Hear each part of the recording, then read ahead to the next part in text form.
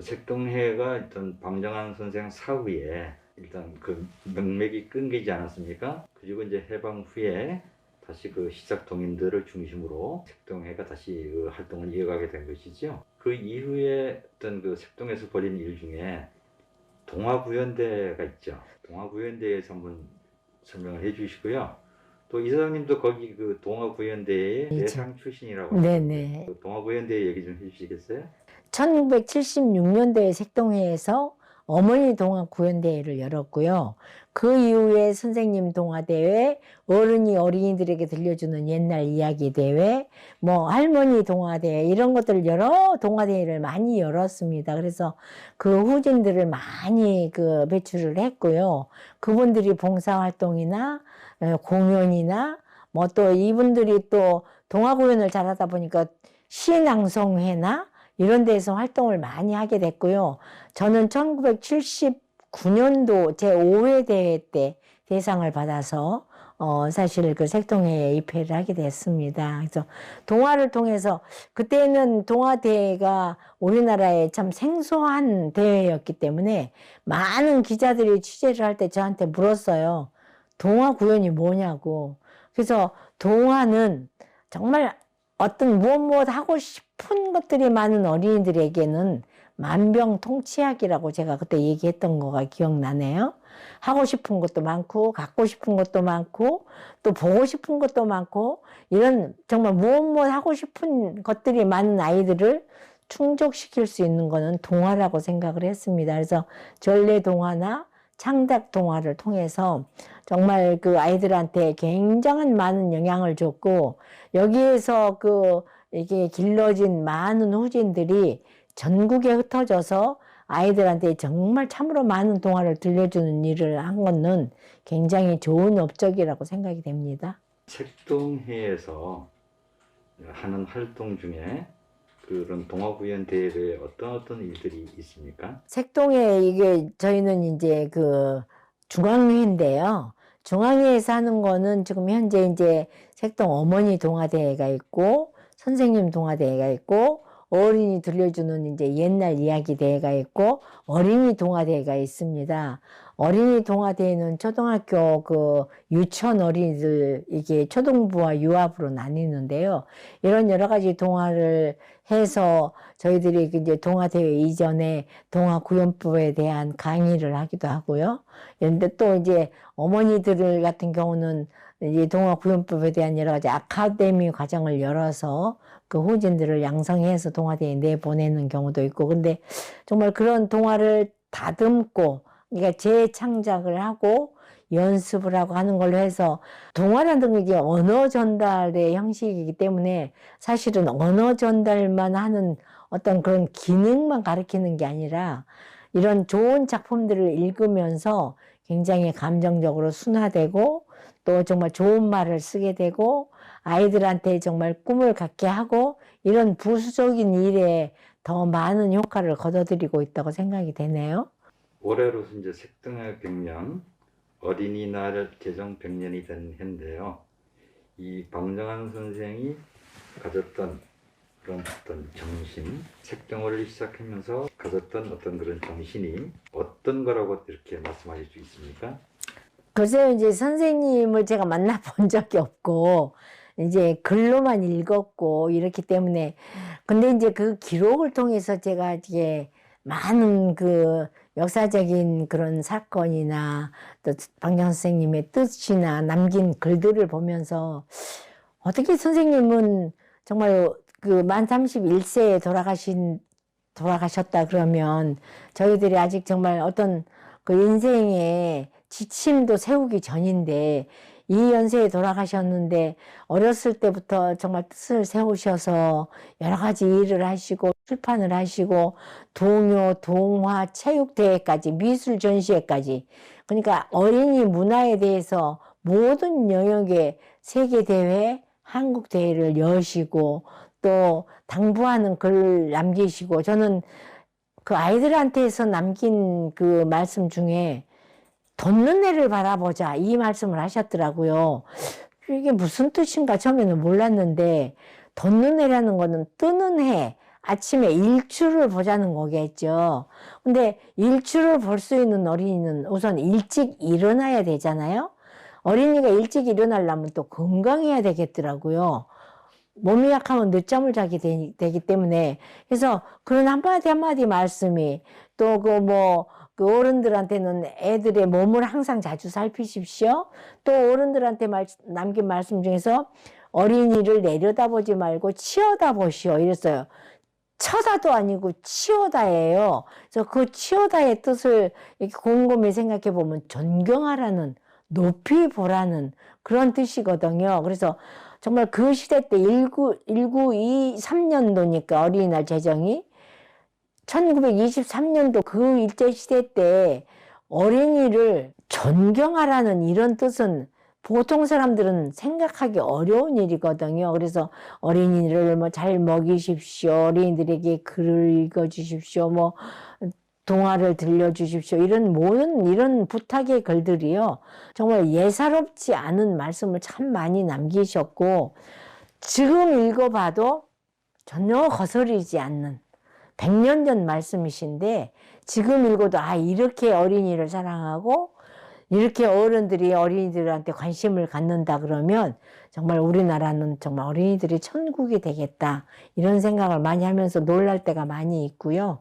정말 이거를 100년 전에 방정환 선생님이 이렇게 주장을 하셨는데 우리 어른들이 100년이 지나도록 그걸 실천하지 못함으로 인해서 생기는 비극적인 사건들을 보면서 아 방정환 선생님이 이 시대에도 100년이 지난 이 시대에도 필요한 사람이구나 이런 생각을 굉장히 많이 합니다. 이사님께서는 일찍이 어린이집 유치원 사업을 하셨잖아요. 올해로 한 몇 년 되셨나요? 제가 1967년도에 사실은 초등학교 교사로 교육대학을 졸업하고 초등학교 교사로 출발을 했습니다. 그랬는데 그때 초등학교 교사였을 때 제가 지방방송국에서 옛날 이야기를 들려주는 선생님으로 한 6년간 제 고정 프로그램을 갖고 있었어요. 그래서 그때 동화 구연하고 인연을 맺게 됐습니다. 그래서 제가 결혼을 하고 이제 서울에 올라와서 어느 날 신문에서 어머니 동화 구연대회가 색동에서 열리는 걸 기사를 본 거예요. 그래서 나가서 입상을 한 거기 때문에 그리고 나서 결혼 후에 유치원과 어린이집을 중량구에 설립을 해서 지금 현재 40년 가까이 지금도 날마다 출근을 하는 현역입니다. 그래서 사실은 이런 색동의 일이나 어린이집 일이나 유치원 일이나 다 어린이에 관련된 일들을 하면서 제가 그 어린이 사랑하고 어린이를 이해하고 어린이를 행복하게 하는 일들이 무엇인가를 평생 하게 된 거는 참 다행이라고 생각하고 지금도 이렇게 한 가지 이 한 길에서 50년을 살 수 있었던 거는 그 일이 어린이들을 위한 일이어서 이렇게 할 수 있었지 않나 생각을 하고 지금도 행복하게 생각하는 거는 어린이들 속에 있었기 때문에 제가 행복할 수 있었던 거는 어린이들이 제게 준 행복이라고 생각을 합니다. 선생님이 주신 그 책자를 보니까 대학교 유아교육과 네. 서일대학교 유아교육과 교수로 해서 강의를 한 10년 했습니다. 그것도 또 유아교육과였기 때문에 이 학생들이 나가서 또 유치원 교사가 돼야 되는 학생들이잖아요. 그래서 정말 교사가 되기 위한 기본적인 자질, 이런 것들에 대해서 제 경험에 의해서 참 많은 일들을 했고, 그 어린이들뿐만이 아니라 어린이들을 가르치러 나가는 학생들을 가르치는 그 일 또한 제가 참 열심히 했고 즐겁게 했던 것 같아요. 요즘 이제 좀 세대가 많이 바뀌었고 또 어린이들의 놀이도 아날로그에서 디지털로 바뀌고 많은 것이 바뀌고 있는데요. 그 어린이를 바라보는 어른들의 관점도 바뀌고 있을까요? 어제도 오늘도 이제 어린이들을 바라보고 아침마다 아이들을 데리고 오는 학부형들도 만나고 또 집으로 귀가하는 할머니 할아버지들도 굉장히 많이 만났는데 참 아쉽게도 이전에 부모님들이 아이들을 사랑하는 가르치는 이 선생님들이나 부모님들이 더 바르지 않았었나 이런 생각을 하는 거는 정말 이제는 출산율이 굉장히 떨어지고 각 가정에서 어렵게 자녀를 낳고 낳아가지고 난다 그래도 한 가정에 한 아이 가정이 굉장히 많잖아요. 그러다 보니까 이 부모님뿐만이 아니라 그 할머니, 할아버지, 조부모님들 또 이제 고모, 이모, 삼촌 이 모든 가족들이 바라보고 있는 게 하나인 가정이 많더라고요. 그러다 보니까 이제 욕심이 많이 생기고 정말 그 옆에 있는 친구들한테 배려하고 사랑하는 그런 마음보다는 내 아이만 바라보고 앉았는 사람이 한 가족에 한 아이를 바라보는 아이들, 저 가정이요. 한 7, 8명의 어른들이 한 아이를 바라보고 있는 거예요. 그러다 보니까 사랑도 넘치면 사실 그 좋은 점보다는 나쁜 점이 많거든요. 그러니까 교사를 대하는 태도도 학부모님들이 조금 그 과하다 싶은 언행이 많고요. 또 선생님들도 이제 결혼을 해서 엄마다 보니까 가정을 지키는 이 마음들이 굉장히 크니까 또 이 직장에 대한 이런 애정들이 옛날 제가 교사했던 때보다 좀 더 덜한 것 같고 이렇게 해서 이런 비례가 맞지를 않아요. 아이들도 정말 더 많이 낳아서 가정마다 웃음꽃이 피고 형제간에 배려하고 친구들을 향해서 같이 놀 수 있고 이런 놀이도 정말 전에는 이렇게 여러 사람이 하는 놀이였어요. 합동놀이. 그래서 규칙이나 질서가 있고 배려를 하고 양보도 하고 이런 정신이 있었는데 지금 놀이는 애들이 보면 다 식당에 가도 컴퓨터나 핸드폰을 보고 게임도 하고 놀이도 하고 이러지 협동놀이가 없거든요.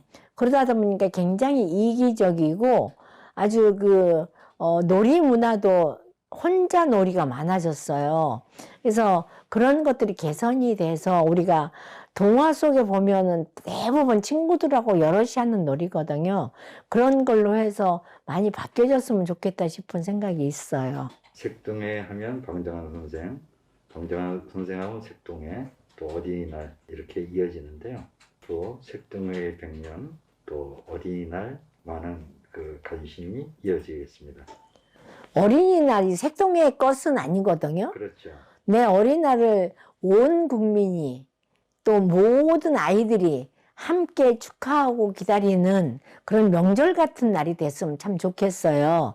예, 가끔 가다가 제가 이제 100년을 생각을 하면서 이 어린이날 행사를 어디서 해야 되지? 그래도 방정환 선생님이 내려다보는 장소, 어린이 대공원에 방정환 선생님 동상 앞에서 기념식을 하면 어떨까? 이런 생각을 하다가 고민을 하다가 제가 방정환 선생님 그 동상 밑에 가서 이렇게 들여다보면 자주 가거든요.